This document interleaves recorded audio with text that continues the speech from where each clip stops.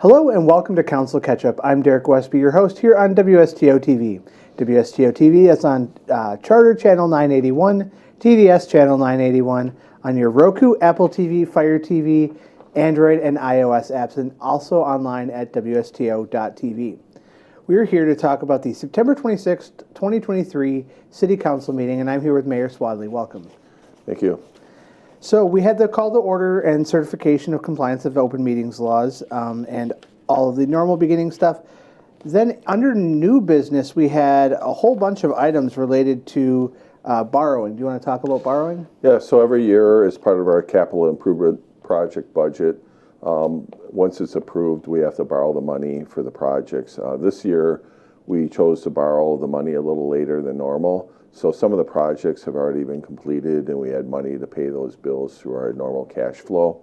But ultimately we need to borrow the money to get our cash back where it needs to be for the balance of the year.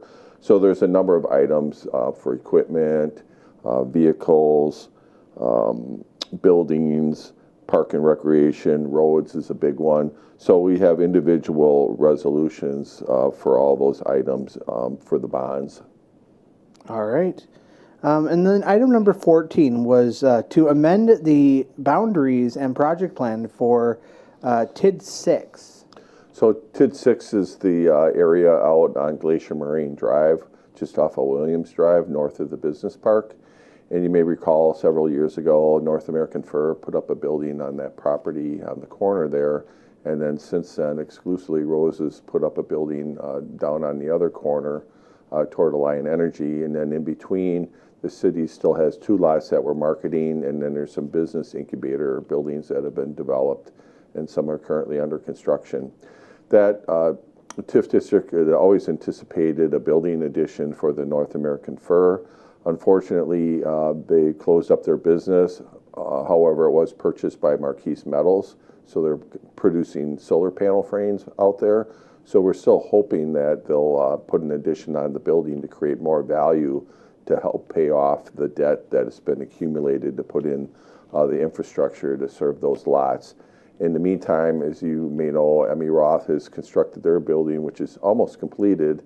And what we'd like to do is extend the TID boundary to include that property so we can capture the property taxes to help offset the cost over the life of that TIF area and to make that cash flow.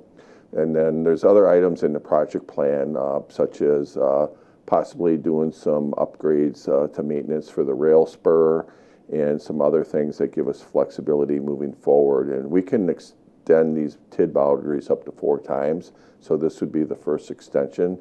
So the hope is the rest of the properties on that north side of Glacier Marine Drive will eventually become part of that district as well. Okay.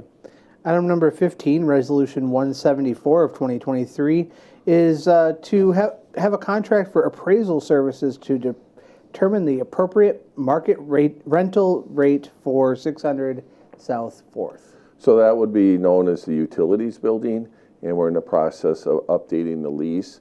And in order to have a fair lease amount, we were instructed to do an appraisal so we can get the actual value and then figure out what the lease rate will be per square footage based on that value. All right. Resolution 148 of 2023 relating to 2023 room tax revenues. So you might recall not too long ago we adjusted our room tax rates as well as the percentages that the city receives and that the Chamber of Commerce receives. And then some of the payments, the initial payments after that transition were based on, some of them were based on the new rate, some of them were based on the old rate. We've tried to balance that out as much as we can, and we're basically just writing off the difference so we can move forward so we don't have to invest any more staff time. All right. Item 17, Resolution 149 of 2023, to enter into an agreement with Ellers for a performa analysis of 211 South Water Street. First of all, what is a performa analysis? A performa analysis basically will show that the developers that want to basically flip this commercial building into a residential building what the cost will be for them to flip, what the value will be created, and how much money they need in order to close the financial gap to do the project. And the analysis really helps to justify the need for tax incremental financing assistance. All right. And then we had item number 18, another agreement with Ellers for tax increment district number 10. Yeah, so tax increment district number 10 would potentially be for the downtown area. So currently TIF number 4 will be closing in a couple of years. And when you reach the end of the TIF life, the last 5 years, you can't really spend any money on the infrastructure improvements for that TIF.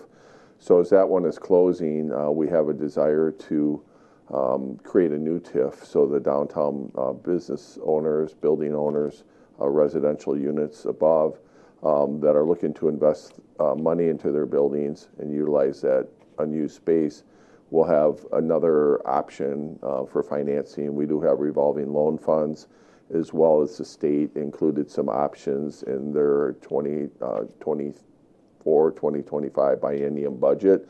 So what we're trying to do is create some options because we believe that having more residential housing in our downtown is a good thing for not only the residents, but for the businesses and the employers.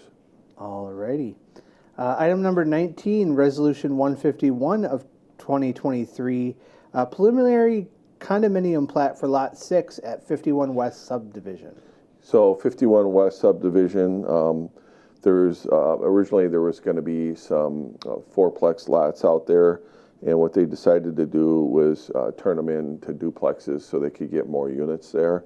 So instead of having 16 total, they're going to have 20 total units in that area, and they want to have a condo agreement. So there's kind of an alley lot or an alleyway that will go between the rows of the condominiums that are in there, which will be maintained through their condo association agreement.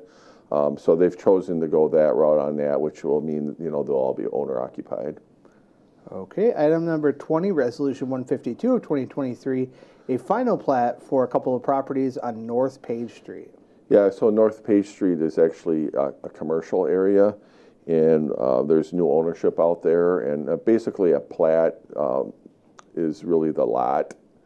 So what they wanted to do is create individual lots so they could basically do a commercial condo. So if they had individual owners for each sections of the buildings or the mini warehouses that are out there, as well as a vacant lot, they have some flexibility into marketing those properties. All right. Item number 21, Resolution 153, the final plat for lots 1, 3, and 4 within the 51 West Subdivision. Yeah, so the final plats out there, those are actually what we call zero lot line duplexes. So basically those are owner-occupied duplexes. So it's one building. The lot line basically would be splitting the building in half. And we had to do a plat for them in order to get the configuration and the size and shape of the lot to accommodate the duplexes that are going out there. So there's a number of them going. The duplexes right now in our community are selling faster than they can build them, which is good news. And it creates an affordable option for some folks and some flexibility as far as the home ownership and shared services and maintenance with their next door neighbors. All right. Item 22, Resolution 154, conditional use for an indoor commercial entertainment use, restaurant and tavern at 210 South Water Street. So 210 South Water Street, most people refer to it as Cully's, or before that it was Stella's. And since there hasn't been a business in there for a year, they have to apply for a conditional use because the previous use expired. And what they'd like to do is create a lounge area there. There's been some talk about them getting a liquor license. And then on the conditional use, that requires a public hearing. So we did get some feedback at the public hearing.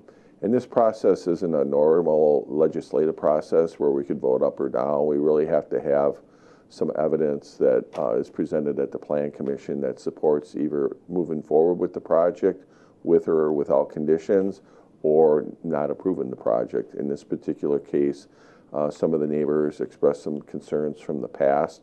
The owner of the business is willing to accommodate and include those concerns into the conditions that were approved by the City Council.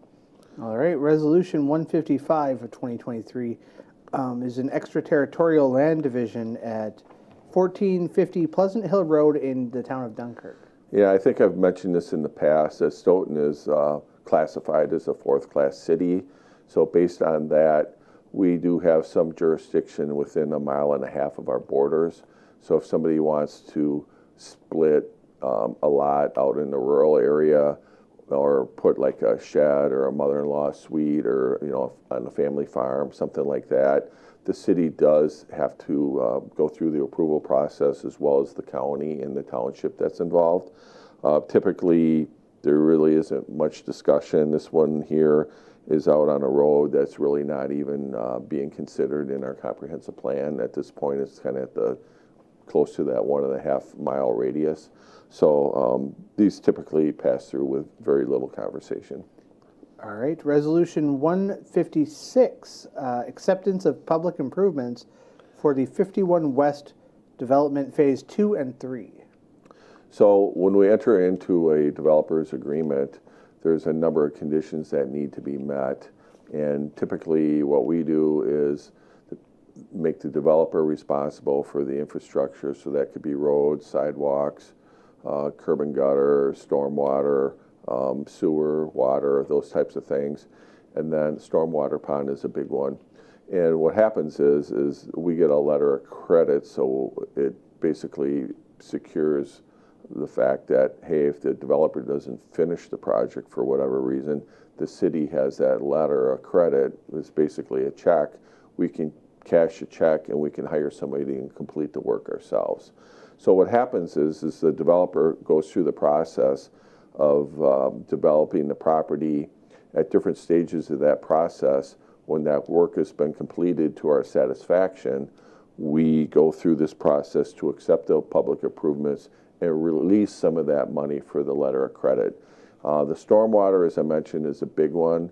We basically write into our agreements that the stormwater has to be functioning for 3 years before the city will take ownership of it, because we want to make sure that it's designed and functioning properly, that the plants that are planted around and in the stormwater pond are thriving and everything is in good shape before we take it over. So this is kind of a process where we release the money at the developer's request based on our staff and our engineers' inspections of those items. All right, and then the last item on the agenda was Resolution 158, approval to change health insurance brokers. Yeah, so the city staff, we have Quartz as our health insurance, and what we did is every year we kind of review our plan, and one of our goals is to maintain our health insurance for our employees, because most people understand it's really a process to change healthcare providers. And oftentimes, you're negotiating with your broker, and the broker will say, well, your rates are going to go up this much, and we say, well, we'd like to see it go this much, and there's this back and forth negotiation. What we decided to do this year, to be a little bit more aggressive, is to go out and talk to other brokers. And there is a broker with another firm that the city has done business with in the past. The school district has a long-term relationship with.